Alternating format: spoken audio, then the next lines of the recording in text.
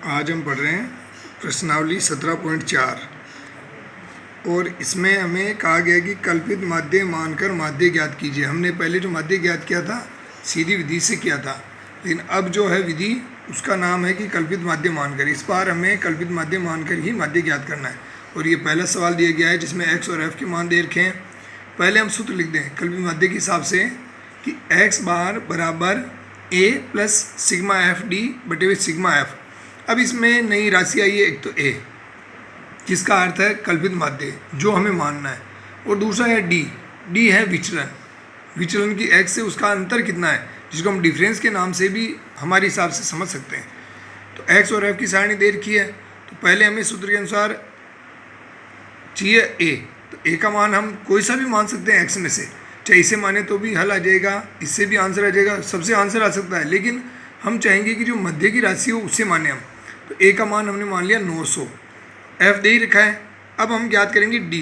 तो d ज्ञात करने के लिए d का अर्थ है x माइनस a, विचलन, अर्थात इन x से जो हमने a माना इसका कितना अंतर है। तो x में से a को घटाते जाना है, x में से a को हर बार, जैसे 800, x तो आ गया 800 और a का मान कितना है 900, तो 800 माइनस 900 तो माइनस के 100। इसी तरह 820 माइनस 900, हर बार अपने को a का मान 900 है, a बराबर 900, इससे घटाते जाना है। तो यहाँ पे 820 माइनस 980, ये भी माइनस का है क्योंकि बड़ी संख्या माइनस की नज़र आ रही है यहाँ पे। 860 माइनस 900, 860 में से 900 माइनस 40, 900 में से 900 जीरो, फिर 920 में से, क्योंकि x का मान तो 920 हो गया, अब x वाली सारणी देख रहे हैं और a का मान फिक्स है, 920 माइनस 920, अब प्लस के 20 आ गए, 980 माइनस 980 और 1000 माइनस 900 100।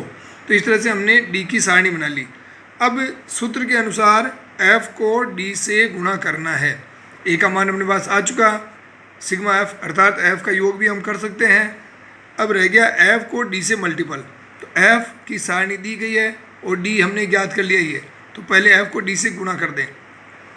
7 इंटू माइनस के 100 माइनस के 700, 14 इंटू माइनस के 80 तो माइनस 1120, 19 इंटू माइनस 40 माइनस के 760, 25 को जब जीरो से गुणा करेंगे तो ये आएगा जीरो।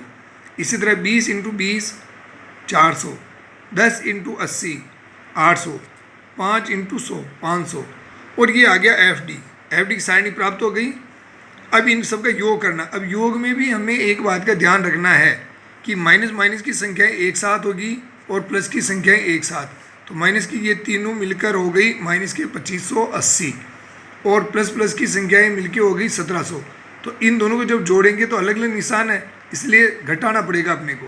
तो 1700 और माइनस के 2580, तो ये रह गया माइनस का 880।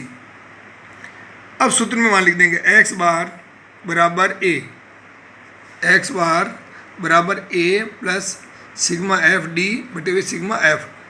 a का मान 900, सिग्मा एफ डी का जो योग किया वो आया माइनस के 880 और बटे हुए सिग्मा एफ का जो हमने योग किया वो आया 100। तो ये जीरो से जीरो से ये पॉइंट लग गया और 900 माइनस 8.8 बराबर 891.2। इस तरह से x बार का हमने मान ज्ञात कर लिया, माध्य का 891.2। अब इसी विधि को थोड़ा सा अलग तरीके से, क्योंकि यहाँ पे बड़ी बड़ी संख्याएं जिनको हमें गुणा करना पड़ा, अगर इनसे हमें बचना है तो एक दूसरी विधि है इसी में सार्वअंतर मानकर। सार्वअंतर अर्थात इनके बीच में कितना अंतर आ रहा है, जो मिनिमम अंतर है, क्योंकि कई बार यहाँ 40 आ गया या यहाँ 40 आ गया या यहाँ 60 आ गया, यहाँ 20, तो मिनिमम अंतर 20 है। इसे हमने h मान लिया, सार्वअंतर। ये x f a का मान हमने पहले मान ही रखा है 900, d हमने ज्ञात कर ही लिया। अब f को d से गुणा नहीं करेंगे, एक नया पद आ गया u को पद विचलन प्रत्येक का u d बटे हुए h। d में क्योंकि ये 100 जब 700 से तो बड़ी संख्या आ रही है 700, तो इससे बचने के लिए अब d का रोल खत्म हो जाएगा, इसमें 20 का भाग दे देंगे। सार्वअंतर जो भी माना अपन ने 20, तो 20 का भाग देंगे 100 बटे हुए 20 माइनस के 5, माइनस 80 बटे हुए 20 माइनस के 4, माइनस 40 बटे हुए 20 माइनस के 2, हर बार 20 का भाग दे देंगे सब में, और ये d आ गया। अब इसकी जरूरत नहीं रही, आपको सीधा f को u से गुणा करना है।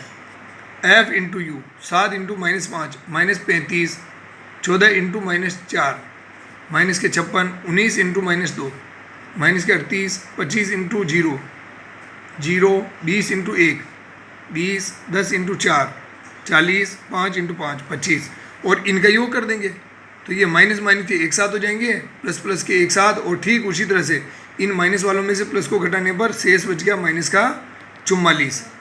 ये आ गया एफ यू। अब सूत्र लिख दे एक्स बार बराबर A plus sigma F U, D की जगह यू कर रहे हैं बटे सिग्मा एफ। तो पहले जब हमने एच का भाग दिया था, अब लास्ट में वापस एच से गुणा कर देंगे ताकि अपना हिसाब वो का वही रहे।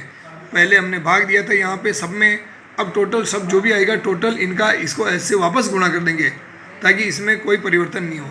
900 ये -44 बटे सिग्मा एफ का मान 100 और एच का मान 20। इससे हल करने पर वो का वही आ गया, 5 बार कट गया, 5 का जब 44 में भाग देंगे तो माइनस के 8.8 और घटाने पर आ गया 891.2 और ये एक्स बार का मान आ गया।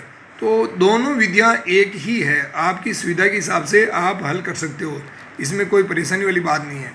ओके, अब इसी तरह से बाकी के सवाल भी आप हल करेंगे। धन्यवाद।